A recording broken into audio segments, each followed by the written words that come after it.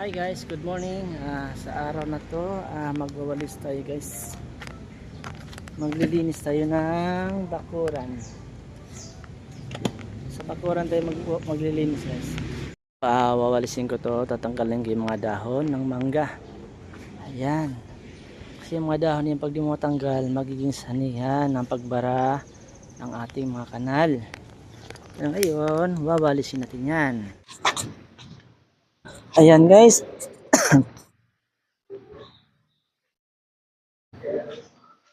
Mahirap kasi pag natin mawalisan yung ating paligid.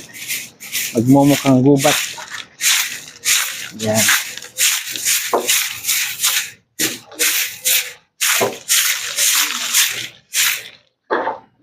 Shout out nga pala ko kay Arben. Kuya Arben. Good morning.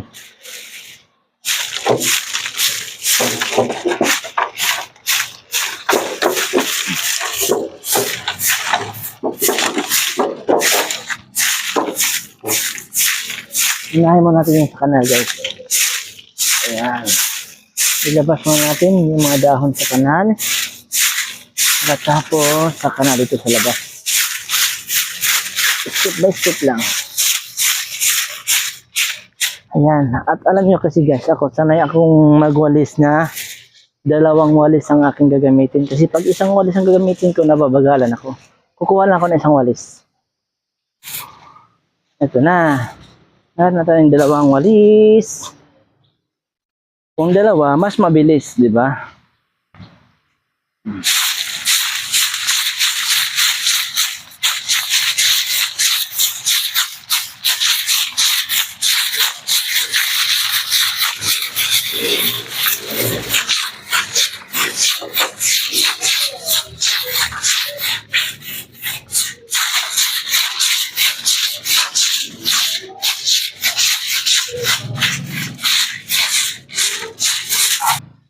Di ba ang bilis?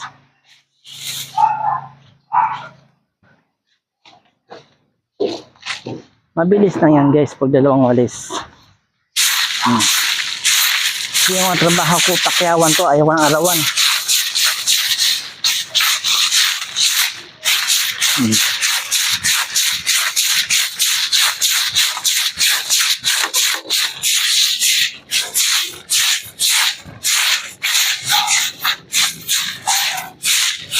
Yun lang, lumakas ang hangin.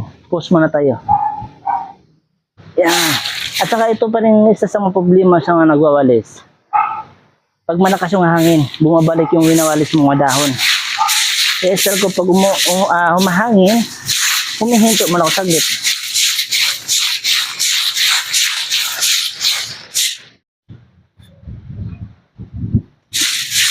Ayun, malakas ang hangin guys.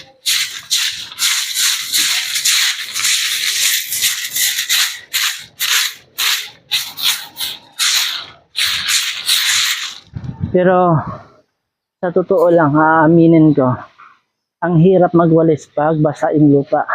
Kasi yung mga dahon, kumakapit, dumidikit sa lupa. Kaya may isang solusyon ako. Hindi walis ang gagamitin natin. Kalaykay.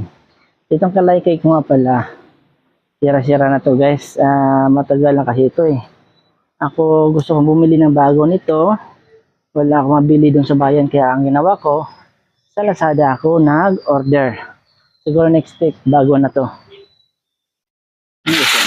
Kailangan ka, diba, pag may kalaykay ka.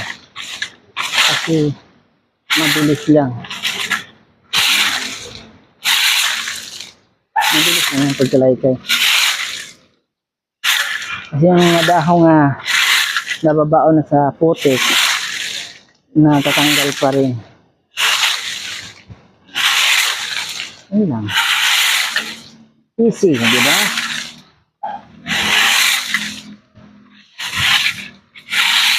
Kasi ako, naniwala ako sa kasabihan, kung may problem, may solusyon.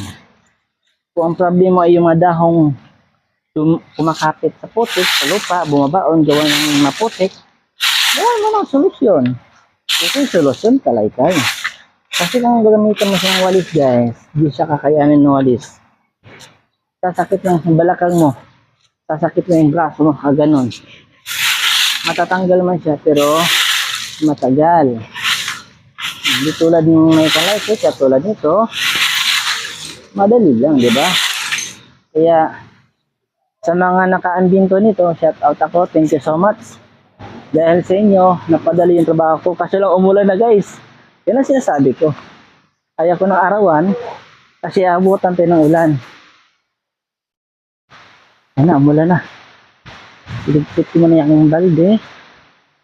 Yan, kasi pag di mo tayo iligpit ang balde mo, mapupuno ng tubig yan.